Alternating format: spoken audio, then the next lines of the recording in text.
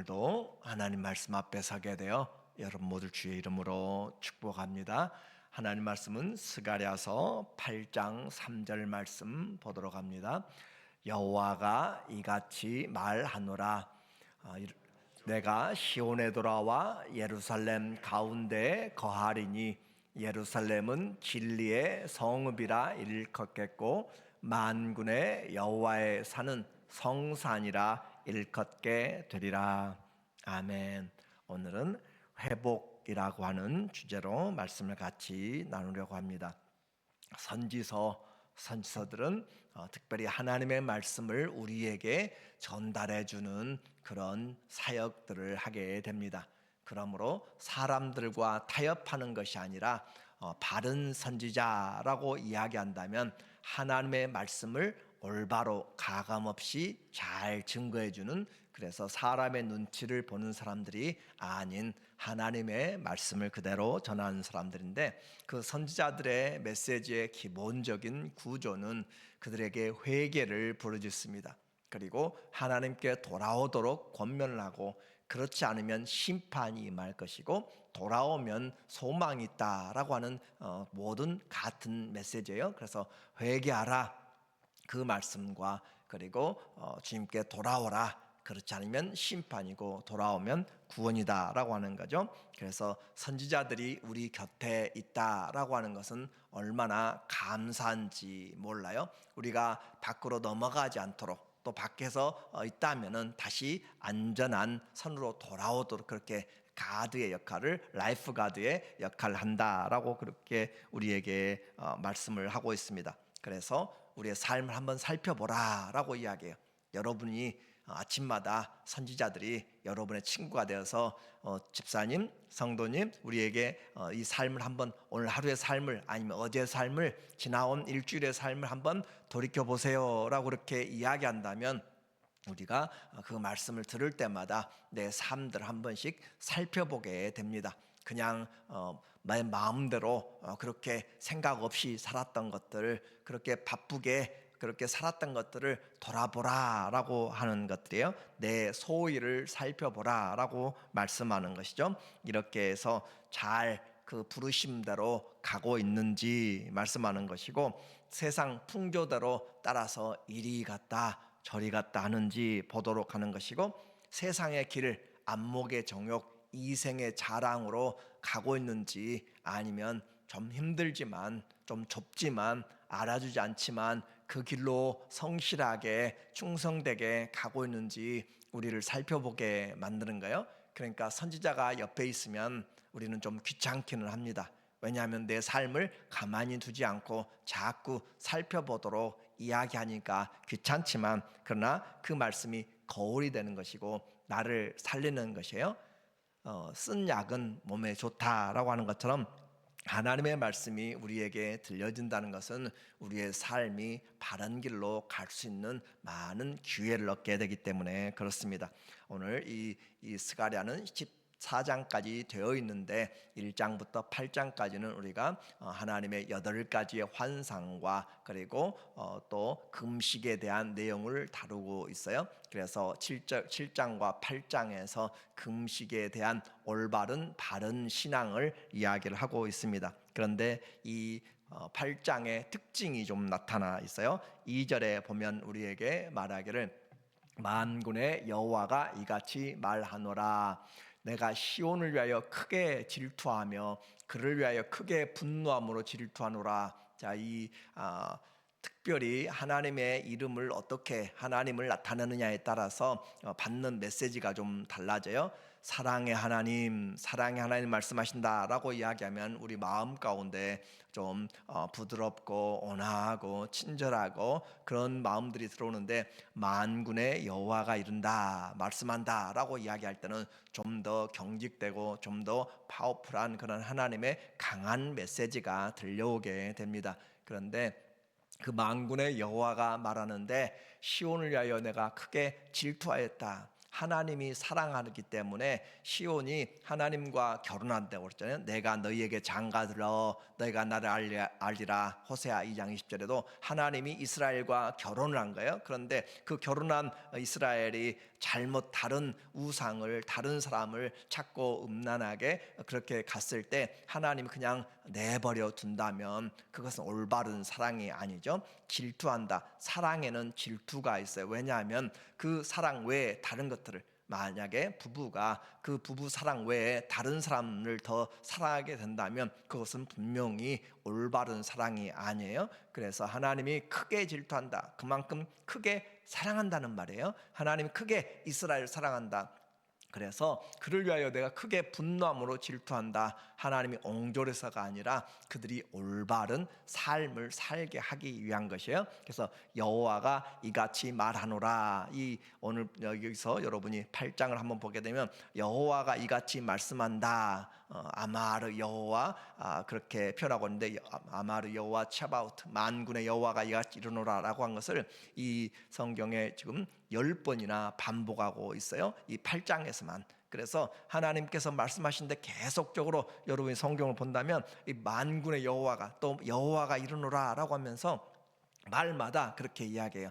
영어 성경에는 The Lord Almighty라고 그렇게 이야기해요. 전능하신 하나님이 말씀한다 그 말이에요. 그래서 여호와가 말씀하는데 내가 시온에 돌아와 예루살렘 가운데 거하리니 예루살렘은 진리의 성읍이라 일컫겠고 만군의 여호와의 사는 성산이라 일컫게 되리라. 지금 예루살렘의 그 상황을 보니까 하나님의 아름다운 보배 같은 그런 가장 귀한 성인데 그 진리의 성이 되어야 되는데 진리 대신에 거짓이 판을 치고 있고 사랑 대신에 폭력이 그렇게 술수들이 앞서가고 있고 하나님의 산 거룩한 성산인데 하나님 앞에 모든 우상들이 그대로 들어와서 있다라고 하는 것 견딜 수가 없는 거예요. 여러분의 사랑하는 집에 이런저런 모든 음란한 것과 이런저런 다른 남자 다른 여자들이 왔다 갔다 하고 자꾸 그런다면 그것은 올바른 집이 아닙니다. 그런 것처럼 하나님의 성은 진리의 성읍이라 라고 그렇게 돼야 되고 하나님이 일컫는 아름다운 산이 돼야 돼요. 그래서 하나님이 사랑하기 때문에 예루살렘은 아름답기 때문에 이렇게 자연적인 환경이 뭐 세계에서 빼어난 관광지가 될 만큼 그렇게 자연 환경이 뛰어나기 때문에 성산이라 한 것이 아니에요. 그 예루살렘 해발 800m 정도 되는 고지에 정말 보잘것 없는 그냥 언덕 힐입니다. 그런데도 불구하고 아름답다라고 하는 것이고 거룩한 진리의 성이다. 왜 그런가? 하나님의 사랑 때문에 그래요. 이 시편 122편에 보면은 우리에게 말하기 시편 120편 2절에 보면 예루살렘아 우리 발이 내 성문 안에 섰도다. 자, 예루살렘에 이제 올라오려고 저 멀리에서부터 순례객들이 옵니다. 명절을 맞아서 오게 돼. 오늘도 여러분이 집에서 일어나서 차를 타고 운전하고 교회를 오는 것처럼 저 명절을 맞이해서 먼근 각지에서 예루살렘으로 성전으로 올라가는 노래 하면서 이 예루살렘 앞으로 그렇게 오고 거쳐서 신호등을 거치고 길을 건너서 드디어 왔어요. 성을 딱 보니까 교회를 딱 보니까 내 발이 내 성문 안에 섰도다. 여기까지 걸어온 길을 보는 것이죠. 그리고 예루살렘아 너는 잘 짜여진 성읍과 같이 건설되었도다. 예루살렘이 뭐 얼마나 그 당시에 그런 큰 바벨론이나 또 다른 예굽 같은 데에 대해서 얼마나 잘 짜여졌겠어요. 조그만한 성. 그런데 잘 짜여진 성읍과 같이 건설되었도다 라고 하면서 그 예루살렘에 사랑이 묻어있기 때문에 그런 것이고 시편 125편 1절에도 여호와를 의지하는 자는 시온산이 흔들리지 않냐고 영원히 있음과 같도다. 하나님을 의지하는 자는 산이 흔들리지 않는 것 같이 그렇게 있도다. 특별히 다른 산이 아니라 하나님이 지켜보시고 함께 하시는 시온산과 같이 산들이 예루살렘을 두름과 같이 이 예루살렘을 중심으로 해서 사방으로 산들이 있습니다. 그래서 그 산들이 예루살렘을 두르고 있는 것 같이 그래서 예루살렘은 다른 데로 내려오는 것이 힘들어요. 오직 그 통로가 있다면 저 북쪽에서 내려오는 길밖에 없는데, 이와 같이 예루살렘을 산들이 두르고 있어서 안전하다라고 하는 것이고, 여호와께서 그의 백성을 지금부터 영원까지 하나님이 둘러주신다라고 그렇게 이야기해요. 그러니까 예루살렘 자체가 아름답고 뛰어난 그런 환경이 아니라 하나님의 사랑 때문에 여러분의 자녀와 여러분의 손자 손녀들을 보면은 그들이 다른 사람들에 비해서 모든 것이 아름답고 귀해서가 아니라 사랑 때문에 귀하고, 사랑 때문에 그 세상과 바꾸지 못하는 그 사랑의 힘입니다. 그래서 우리도 하나님 앞에서 부족하잖아요. 우리도 다 부족해. 세상 사람과 비교했을 때 뛰어난 지식과 뛰어난 그런 재능과 어떤 것들이, 모든 것들이 다 좋은 것들은 아니에요. 그럼에도 불구하고 하나님이 우리를 위해서 아들을 내보내시기까지, 죽이시기까지 사랑하셨기 때문에, 그래서 우리가 존귀하고 뛰어나고 아름답고 귀하고 보배롭게 여긴 것이 바로 이 하나님의 사랑이에요. 그 하나님의 사랑 때문에 우리를 하나님께서 질투하시고 잘 돼야 될 텐데 라고 하는 거예요. 우리의 신앙 잘 돼야 될 텐데. 왜냐하면 하나님이 사랑하기 때문에. 그래서 거짓을 행할 때, 잘못 갈 때 하나님은 책망하시고 올바로 가도록 그렇게 말씀하는 거죠. 하나님 앞에서. 그런데 그들이 잘못 갔을 때 하나님이 이제 심판 행하시고 다시 회복시키고, 과거에 그들이 죄로 인하여서 바벨론에 끌려가고 그 나라에 남아있는 사람은 빈천한 자들 뿐이었고, 다 쓸만한 사람들은 다 끌려갔습니다. 그래서 거리 곳곳마다 사람들이 사라졌고, 어린아이들이 사라졌고, 노인들이 사라졌어요. 그런데 하나님이 돌아오시고 하면서 그 땅을 다시 회복시키세요. 7절에 보면 말하기를, 만군의 여호와가 이같이 말하노라. 보라, 내가 내 백성을 해가 뜨는 땅과 해가 지는 땅에서부터 구원하여 내고 인도하여다가 예루살렘 가운데 거주하게 하리니, 그들은 내 백성이 되고 나는 진리와 공의로 그들의 하나님이 되리라. 하나님이 사람들을 회복시키고, 그래서 구원하여 내고 인도하여 내고, 그리고 거기에 살게 하리라. 마치 이집트에서 하나님이 그들을 들어다가 구원하여 내고, 그들을 하나님이 광야에서 지켜주시고 또 새 가나안 땅까지 인도하여 주시고, 그렇게 하는 것처럼 하나님이 우리의 가는 곳에서 시작부터 끝까지 그렇게 들어다가 새롭게 너희는 시냇가에 심어놓은 것처럼, 그래서 하나님이 우리를 다시 들어서 심어놓은 세상에서 여호와의 집에, 하나님의 궁전에 심기운 자들이여 라고 하는, 우리는 다 세상에서 하나님이 우리를 들어서 하나님의 말씀의 안에, 진리 안에, 부활의 소망 안에 심어놓은, 새 생명 안에 심어놓은 하나님의 자녀들입니다. 그래서 그들은 내 백성이 되고 나는 진리와 공의로 그들의 하나님이 되리라. 이것이 바로 임마누엘의 축복이에요. 그래서 하나님이 성도들의 삶을 이제 회복시킨다라고 하는 거죠. 16절에 이야기하기를 너희가 행할 일은 이러하니라. 이제 하나님께 돌아와서 그들의 은혜를 받았으면 이와 같은 삶을 살라라고 하는 거예요. 너희는 이웃과 더불어 진리를 말하며 너희는 성문에서 진실하고 화평한 재판을 베풀고. 이것은 7장에서 그들이 금식을 할까요 말까요 물었을 때 똑같은 내용을 지금 다시 8장에서 반복하고 있어요. 그래서 선지자들의 우리에게 요구하는 것, 천천의 수양이나 강물 같은 그런 기름 번제물이 아니라 오직 인자를 사랑하고 공의를 행하며 겸손히 내 하나님과 동행하는 것이 아니냐라고 그렇게 우리에게 이야기했잖아요. 정의를 행하며, 그래서 우리는 정인이라고 그랬죠. 정인 동행, 정인과 동행하자. 정의를 행하며 인자를 행하며 하나님과 겸손히 동행하자라고 하는 것이 가장 근본적인 선지자들의 메시지였고, 우리 성도들의 삶의 원리입니다.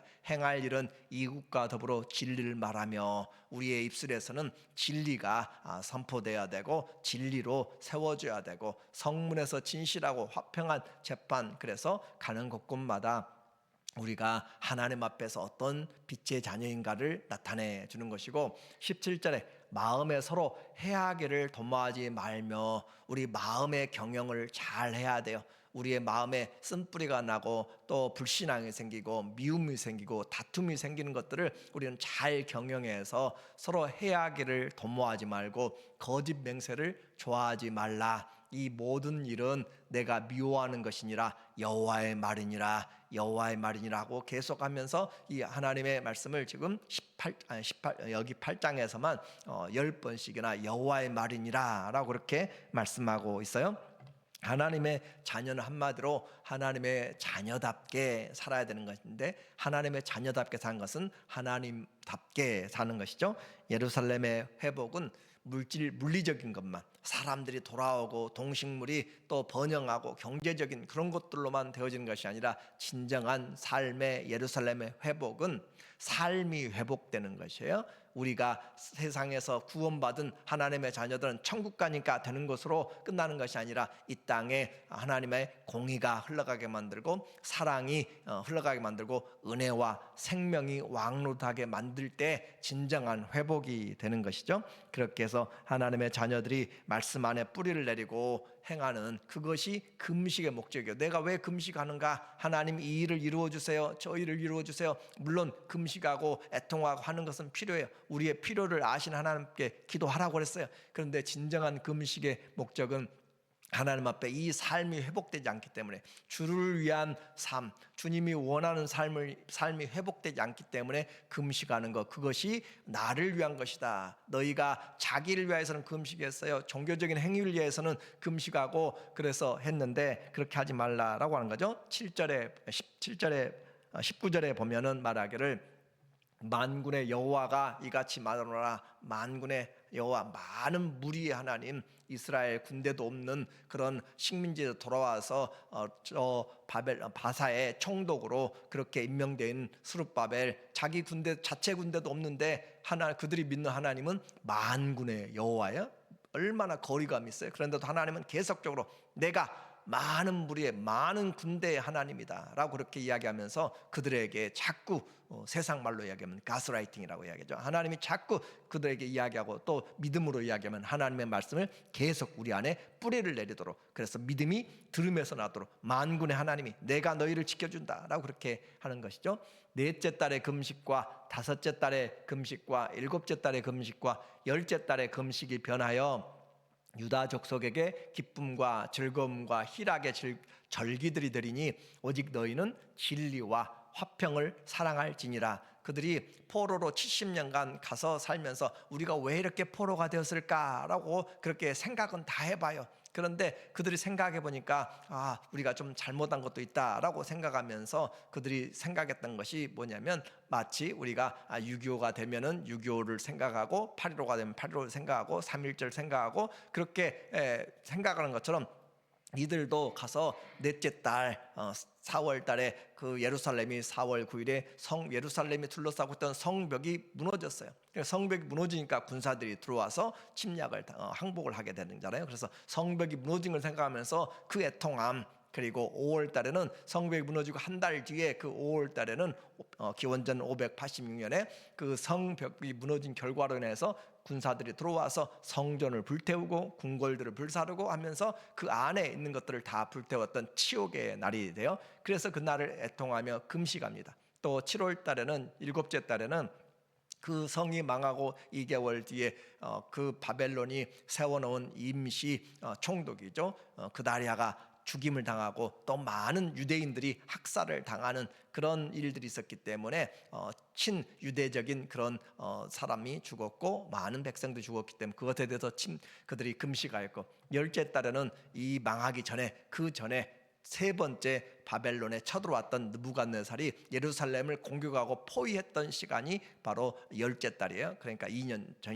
1년 반 전에로 거슬러 올라가서, 그래서 1년에 이와 같이 그들이 4번씩 금식을 했습니다. 그런데 그와 같은 금식, 절기로 하면서 슬퍼하는데 금식만 했지 그들의 삶이 하나님이 원하는 삶이 없었어요. 금식하면서 여전히 거짓과, 금식하면서 여전히 우상과, 금식하면서 여전히 자기들의 그 폭력들이 여전히 난무했다라고 하는 것이요, 거짓 맹세들이 있었고, 그래서 하나님이 그와 같은 것이 되지 않도록 하기 위해서 올바른 삶으로 행하라라고 말씀하고 있어요. 그래서 기쁨과 즐거움과 희락의 절기들이, 이제는 금식이 올바른 하나님 앞에 기쁨으로 바꿔진다. 3번씩이나 기쁨과 즐거움과 희락들이 절기들이 되리니 오직 너희는 진리와 화평을 사랑할지라. 성도의 삶은 이와 같은 진리와 화평의 삶을 말합니다. 그래서 이방 나라들이 이제 돌아와서 삶이 회복되고 하나님 열방을 돌이키면서 그 한 사람 믿음의 사람들과 하면은 범사가 잘 된다. 마치 보디발이 생각했을 때 요셉에게 맡기면 가정이 형통하더라 라고 하는 것처럼 이제 사람들이 예수님을 믿는 사람들을 보면 너나 나나 와서 우리 이웃집에 사는 사람들이 다 와서 예배드리며 가면서 나도 따라가겠습니다. 나도 따라가겠습니다라고 하면서 이웃들이 열방이 주님께 다시 돌아오는 회복의 하나님 나라의 확장을 이야기해요. 21절에 말하기를 이 성읍 주민이 저 성읍에 가서 이르기를 우리가 속히 가서 만군의 여호와를 찾고 여호와께 은혜를 구하자 하면 나도 가겠노라 하겠으며 많은 백성과 강대한 나라들이 예루살렘으로 와서 만군의 여호와를 찾고 여호와께 은혜를 구하리라 라고 그렇게 말합니다. 지금은 보잘것없고 초라한 예루살렘, 성벽도 세워지지 않아서 언제든지 적들이 오면은 처음 쑥대밭이 되는 것이 바로 예루살렘인데 그곳에 어린아이들이 또 그곳에 노년들이 그곳에 수많은 일들이 일어나서 하나님이 열국을 세워주신다라고 하는 하나님의 믿음의 회복이에요. 그래서 오늘 이들이 다시 하나님 앞에 예배드리는 자로 열방의 소망을 심어주고 열방의 제사장들이 되며 열방의 하나님의 선지자들의 말씀들을 증거하면서 왕같은 족속들로 택하신 백성들로 거룩한 나라로 하나님이 세워서 인도하여 주시는 그 나라로 세우겠다고 지금 스가랴를 통하여서 말씀하고 있습니다. 오늘 우리에게 시간이 또 환경이 우리에게 그렇게 만족하지 못한 그런 상황이 되어도 하나님이 우리 예루살렘을 둘러싸고 지키시고 가장 사랑하기 때문에 질투하는 것처럼 오늘 우리의 삶에 하나님이 사랑하기 때문에 가만히 있지 말고 다시 돌아와서 주님과 관계를 회복하고 내가 너희를 그곳에서 죄에서 이끌어서 하나님 앞에 다시 세워서 너와 함께 거주하고 살게 하리라 라고 하는 그 약속으로 우리가 올바른 예배자가 되므로 우리를 통하여서 열방이 또 가정이 복을 얻는 귀한 하나님의 자녀들로 이 땅을 회복시키는 귀한 능력의 사람들이 되기를 예수님의 이름으로 축원합니다. 아멘. 하나님 아버지, 주님 앞에 나와서 예배드리는 삶이 우리의 즐거움이 되게 하여 주시고 절기가 이제는 화평과 기쁨과 주님 사랑함으로 말미암아 열방에 하나님의 복을 전하는 왕같은 제사장들, 택하신 족속들, 거룩한 나라와 소유된 자녀들로 하나님 진정한 삶의 예배자들이 되도록 인도하여 주시옵소서. 그 아름다운 복을 전하고 누리는 거룩한 하나님의 자녀들로 하나님 가정들로 주께서 세워 주시옵소서. 예수님의 이름으로 기도합니다. 아멘.